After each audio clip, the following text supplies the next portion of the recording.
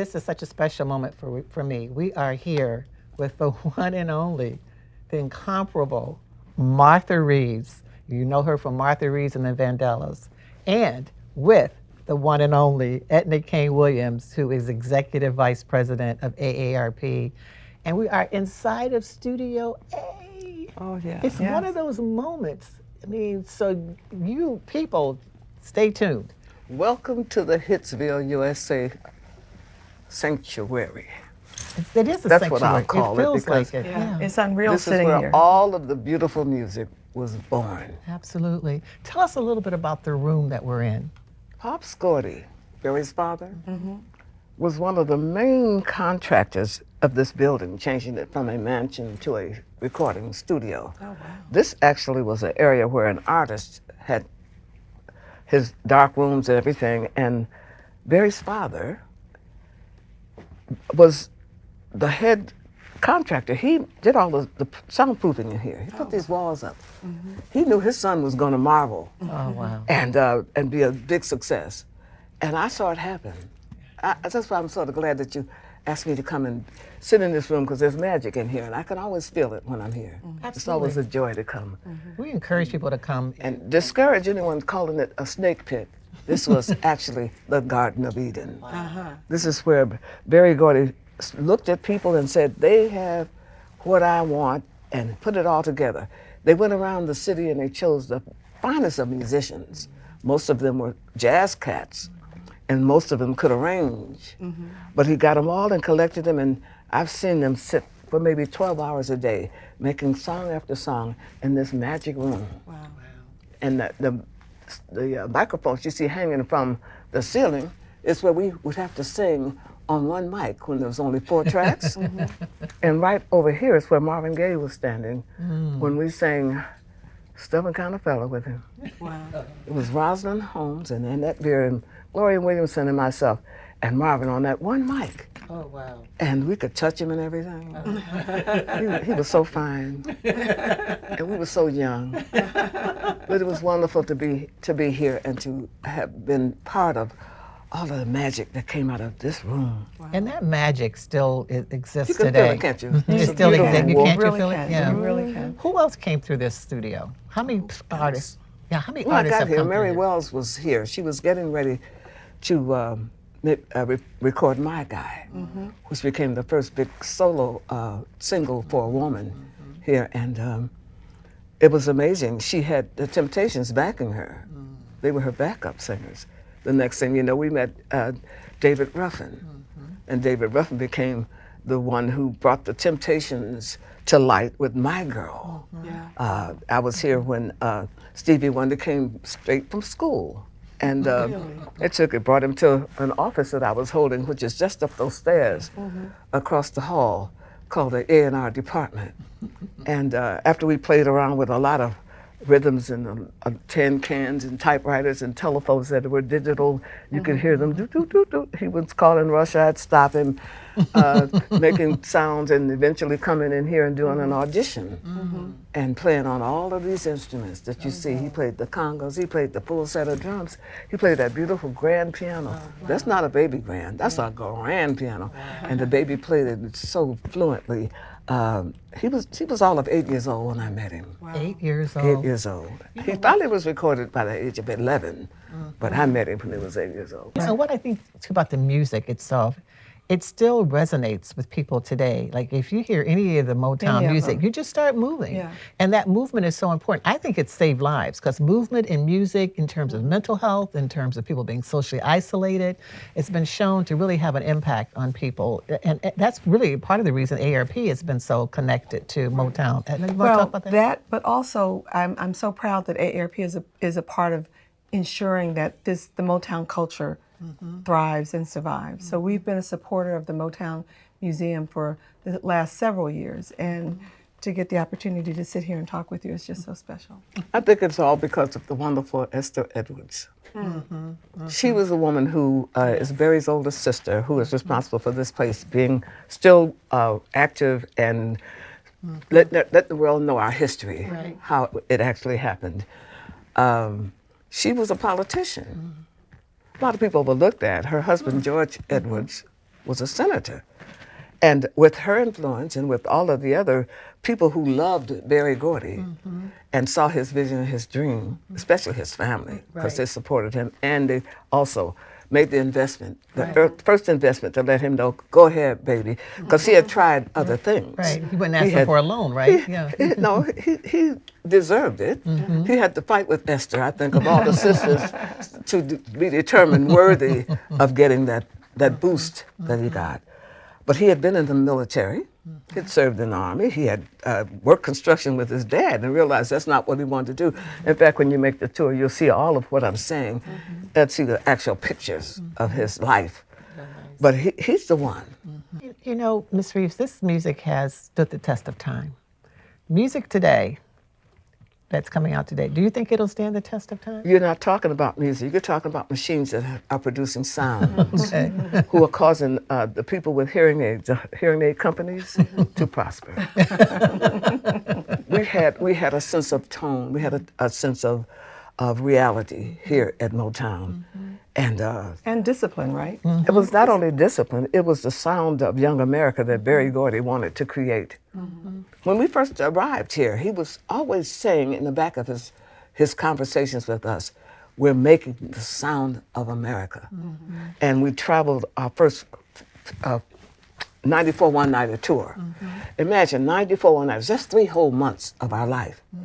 All of us brand new artists, all of us with a record that had been recorded here in this beautiful room and played by the DJs of the world, enough for people to want to see what we look like. So once we got on tour, we started off, I think, in Toledo, from Toledo to Pittsburgh, Pittsburgh to New York. You know, we did the whole circular tour, 12 acts and a 12-piece band. Wow. On a broken down trailway with no toilet. It wasn't easy, but it was fun. It was like on a day camp where you don't land anywhere, you just get back on the bus and ride and sing and bring joy. A lot of places we were banned. Once we start singing, they open up their hearts and open up their doors. And see, that's the power, of music, how it's universal. It brings in people, you start singing certain songs and it doesn't matter your background, your status, it brings people together. But it all depends on the words. What are you saying? Yeah. Barry knew what to approve for us to sing. We were critiqued. There were times when he would come and he'd discipline us if we had any way of offended anybody or said anything that wasn't morally suitable for us to display. Right. We had rules. We had a Motown song. We had a glory in our hearts, knowing that we were being directed and we were being sheltered, we were loved, and we were cared for. I love it. I love it. That's what the music sounds like. Yeah, it's very different than it is. Yeah. And that makes a difference in today's music Absolutely. and our music. And to talk about music and movement and mental health and well-being and how it keeps people physically fit. Right. You know, we really find at AARP that music can play a part in keeping people fit and keeping people engaged. There have been lots of research recently that shows that music, people who have dementia, for example, react differently when they hear music. It connects them to their lives and to their past in very powerful ways. So that is another reason why we want to support not only Motown music, but the making of music and bringing it back to especially older people who may be facing different health challenges, because there's been lots of research that shows that music makes a difference. And, you know, people listening to you and some of your old songs, Ms. Reeves, even for me, it takes me back. Right. It's very emotional. It is. It's very emotional. It really is. And I don't think it's with age, because it's just something about, like you said, the messaging of the music. It's the words. It's the words. It's the words, yeah. It's the words. And of course, I know you talked a little bit about AARP yourself every now and then. AARP recognizes our music. That's being part of the health-giving sources in aging. You know, you sometimes when you're aging, you feel alone or invisible, because the older you get, the less attention you get. But AARP is bringing people who probably would never be recognized, and let them know that there's somebody here to help. There's some insurance here that'll let them know that they're not alone. Programs. And We're really programs, big that's about right. programs for education, for information, and advocacy. I do want to build on, you mentioned some people are alone, and that's another way that shows the power of music. We found that social isolation is one of the major dangers for people as they get older. They don't have people in their lives, people don't visit, but when you have access to music, sometimes that doesn't completely take the place, but it helps fill the void. Because people, music helps you feel connected to people and a song, even if there's nobody in the room. Absolutely. We have the privilege and the pride of being trained by a wonderful instructor by the name of Professor Maxine Powell. She was 97 years old when I employed her on the city council here in Detroit. I was on the Detroit City Council from 2005 to 2009. And no one would ever hire somebody 97, but I did. She was on my staff. We went into the convalescent homes and to the retirement homes, and she would have people who had given up on oxygen tents, who were walking on walkers, actually get up, and after I sing a little bit and do my music and present our love for them, she would have them up dancing and grooving, and a lot of them would forget they had the walkers, and they would forget they had the oxygen, and party with just the music. There's so much magic in it. It is. It's uplifting. Yes, I mean, it is. music. It's medicine. It's medicine. It is. It is. It is. I many times I call it a gift because it doesn't matter how you're feeling. When you start hearing the right kind of music, it just changes. Give you a secret. Every morning I wake up, the first thing I do is vocalize Oh, nice. Still. to see if I can still sing. Still. And it's an exercise that I know has so kept me show us what you do. until 82. No. No, that's between me and the Lord. All right. But you have to sing every day if you're going to be a singer. That's the point I'm trying to make. And in order to enjoy your life and growing old, keep music in your ear. Absolutely. And I have the people to admire that led the way before who let me know that I'm on the right track. People like Dinah Washington and Ella Fitzgerald and Sarah Vaughan and Nina Horn and Billie Holiday. I could keep going, and Nancy Wilson. They all were good examples and idols, but those ladies had to sing every day too. Especially that's different. I think you talk about the difference between now and your era is that you did have to sing every day. Now the new artists, like you said, they have music that's electronic. That's right. They don't necessarily go on tours. They haven't been blessed by the musicians. We were blessed by the Funk Brothers, baby. But a 94-day tour, I mean, people talk about Beyonce because that was so exceptional. You don't see people touring like that. And when she didn't do day after day after day, she took big breaks in between. It was a method that Berry Gordy was given by Thomas Beans Bowles. He was one of our music directors, a very prolific baritone, flute, every wood instrument he played. He also advised Berry Gordy that he had worked with Bill Doggett and that put all of us on a bus, let us tour the United States, and let us all become famous at the same time. That's why Motown is a family. Like people think we were competitors. No, we all got made famous together on a bus. And we went all over the United States and we sang in front of people. There were a couple of instances where they were separated with podiums where whites on one side, blacks on the other, but we realized our music is universal. Right. And it's for everybody. There's no particular group, no particular age, no particular genre, no particular race. It's Motown music. It's a love music. And it helped us get well. Yes.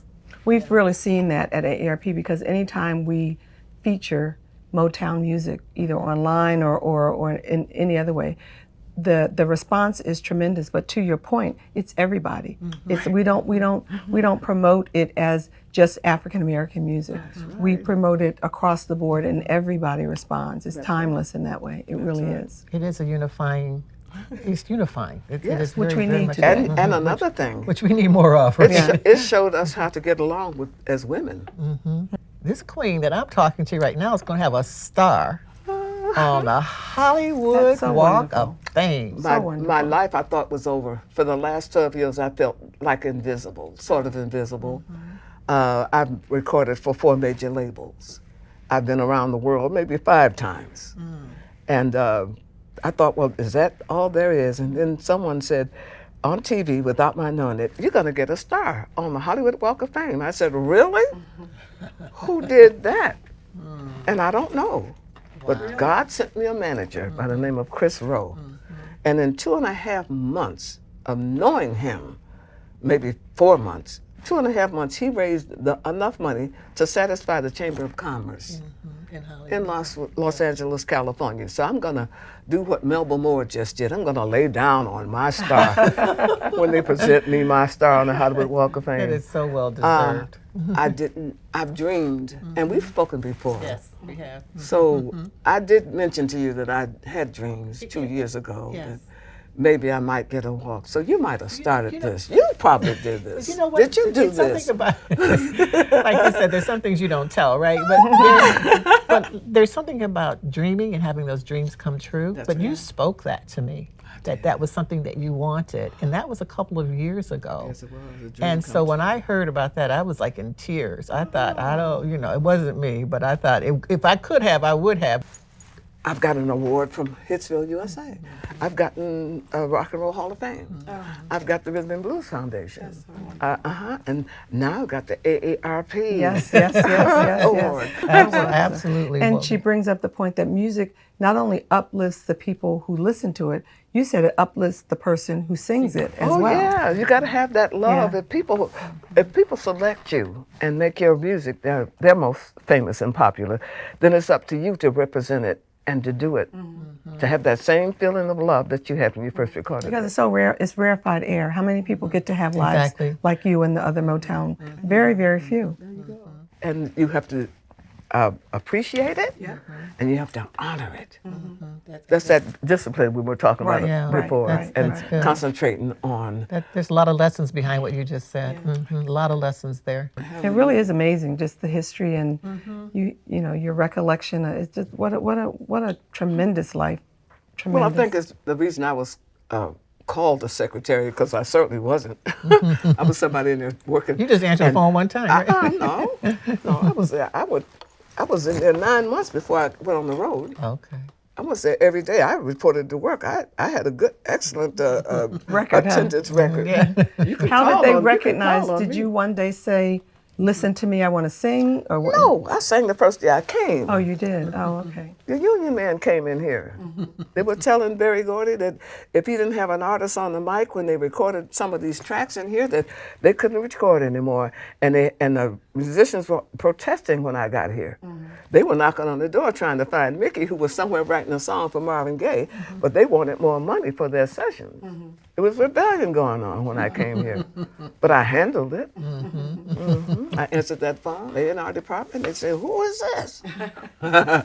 Martha Reeves. Mr. Stevenson said he'd be right back. May I help you? Well, I learned that in school. I had a commercial course in school. I knew how to do things like that. So I tell the youngsters when they ask me, everything you're taught in school, learn it. Because a pattern in the mother's womb. If you learn what you get in school, you'll be able to handle the job that you're made to do. You're created to do a certain job. Yeah, destined to do some things. And you have to know that.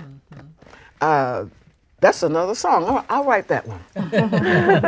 You ought to know that there's a plan. God has a plan for you. Absolutely. And all you I have to believe do that. is listen to your mother and father. That's that bit in the Bible that says, honor your mother and Your father, that your days may be long in the land which the Lord thy God giveth thee. I had no idea when I came in the studio at the age of 21 that I would be 82 years old sitting here talking about all the success and all of the wonderful people that I've encountered just by answering a call with a card. Come to Hitsville, USA, you've got talent. 60-some years And I said, later. all right, Granddaddy. And 60-some years later, that music is still as relevant today as it was then. This is such an unfair question, but I'm going to ask it anyway. I think I know how to answer questions. I know you do. I know you do. You have a favorite song? No. You can't have a favorite song. I can tell you of a lot of favorite times, but every song is a baby. You can carry it 9 months or 2 months. It all depends on how much time it takes to learn it.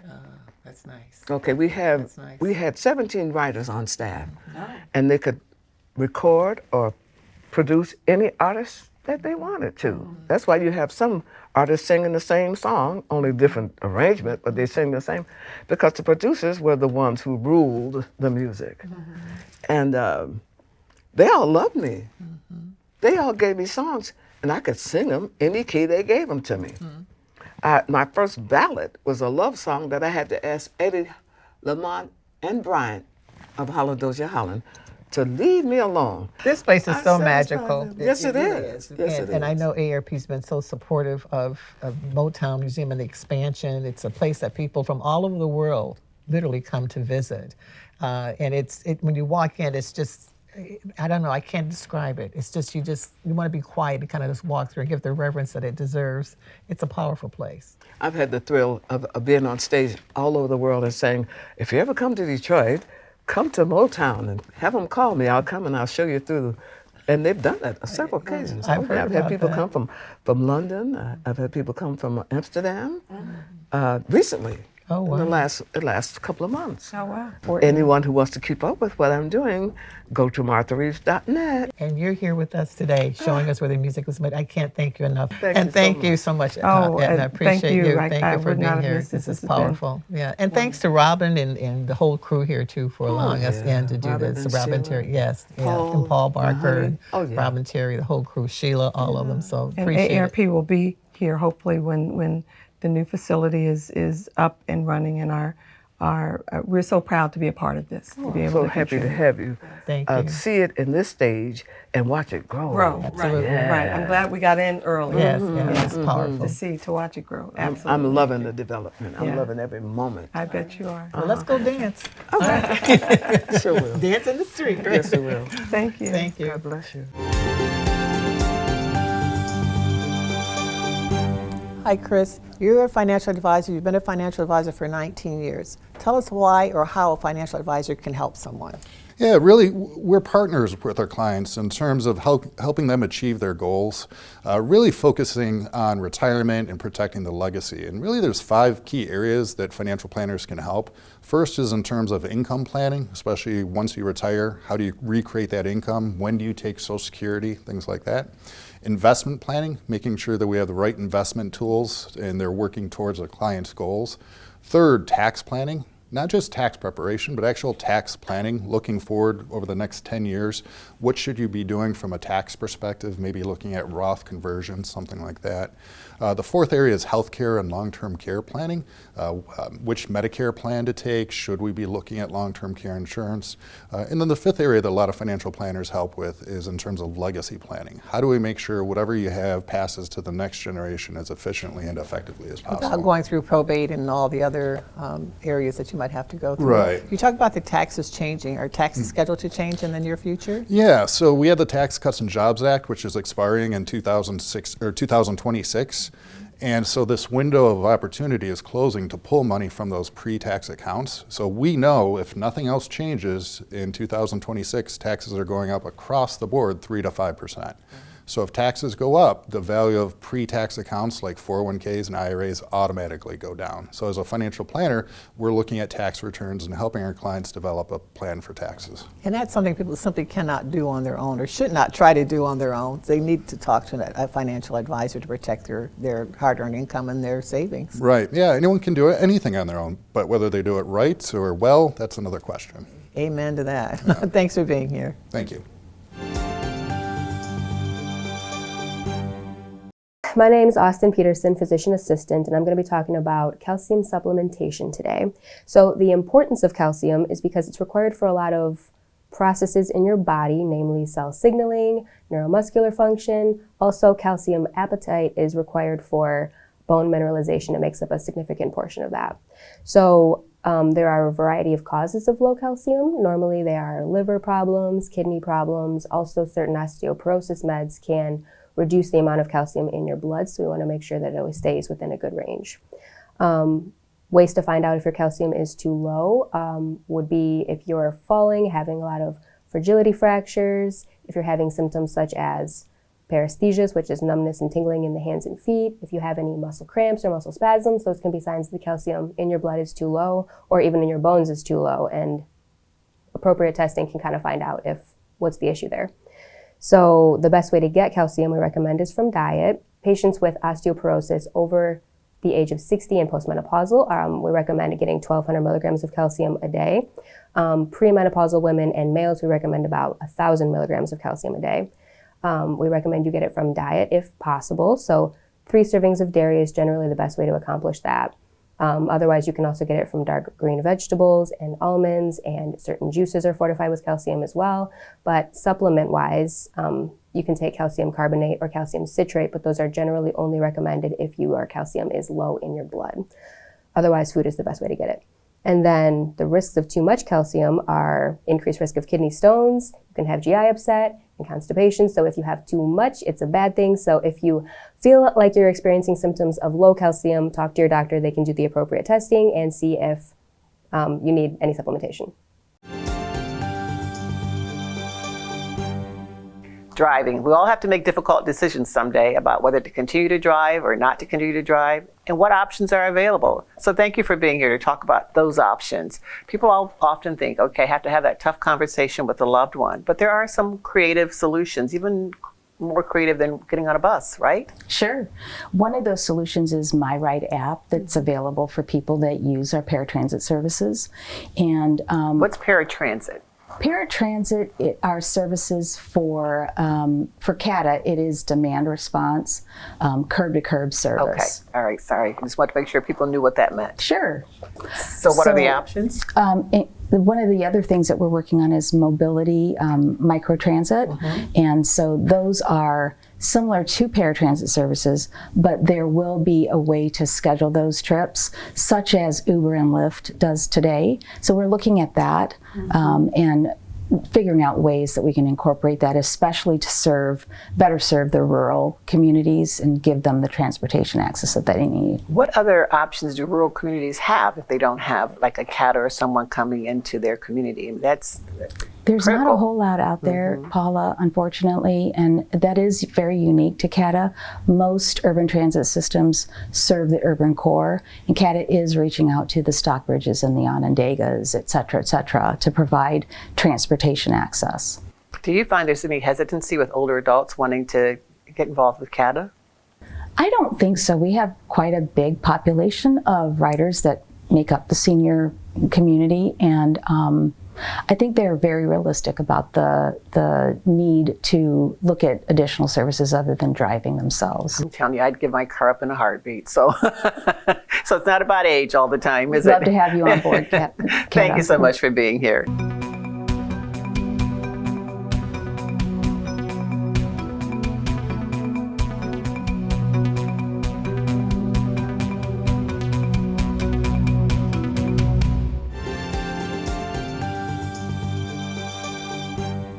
Thank you for watching AARP Real Possibilities. Lots of good information today. Share it with someone. Hopefully it's news that you can use.